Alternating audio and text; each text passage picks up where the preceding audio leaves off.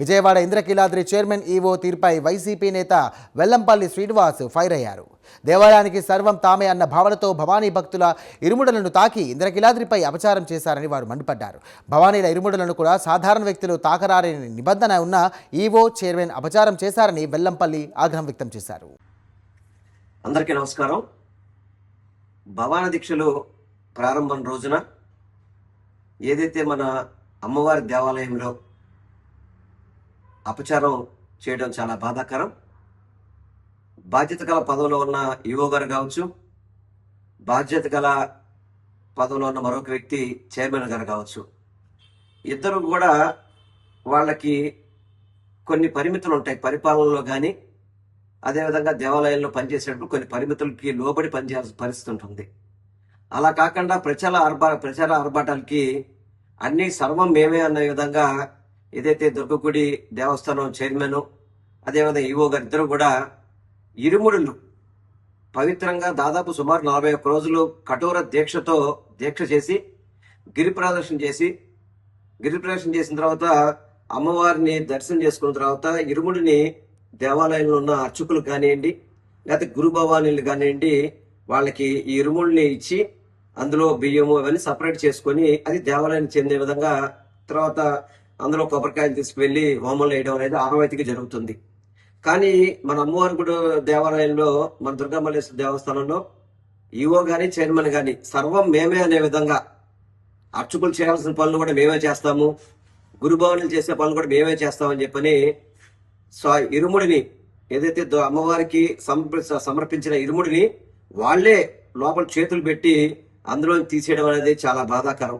పోనీ ఈవో దీక్షలో ఉన్నాడా? లేడు. చైర్మన్ దీక్షలో ఉన్నారా? లేరు. వీళ్ళకి నిజంగా భక్తి ఉంటే దీక్ష తీసుకోవచ్చు కదా. దీక్ష తీసుకోకుండా కేవలం ప్రచార ఆర్భాటాలకే మాకు హక్కులు ఉన్నాయి కదా, నేను ఈవోను కదా, నేను చైర్మన్ కదా, నేను గర్భగుడిలోకి వెళ్ళి పూజ చేస్తామంటే కుదిరే పరిస్థితి కాదు. ఇటువంటి అపచారాలు చేస్తుంటే హిందువులు ఎవరు కూడా చూసే ప్రసక్తి కాదు, చూసి ఊరుకునే ప్రసక్తి కూడా లేదు. తప్పకుండా ఆ ఈవో మీద చైర్మన్ మీద ఈ కూటమి ప్రభుత్వం చర్యలు తీసుకోవాలా. చర్యలు తీసుకోకపోతే ఇందులో మీకు కూడా భాగస్వామ్యం ఉందని చెప్పని అందరూ అనుకునే పరిస్థితి. ఈవోని కానీ చైర్మన్ కానీ తక్షణమే సస్పెండ్ చేయండి. అమ్మవారి గుళ్ళో జరిగిన అపచారానికి ఏదైతే ఇరుముడిలో 41 రోజులు కఠోర దీక్షతో తీసుకుని భవానీలు అమ్మవారికి భక్తి శ్రద్ధతో గిరిప్రదక్షిణ చేసి వాళ్ళు చేస్తే వీళ్ళు ఇరుముడిలో నుంచి బియ్యం తీయడం, కొబ్బరికాయలు తీయడం అనేది ఎక్కడ ఆనవాయితీలు ఇంతవరకు ఎప్పుడూ కూడా లేదు.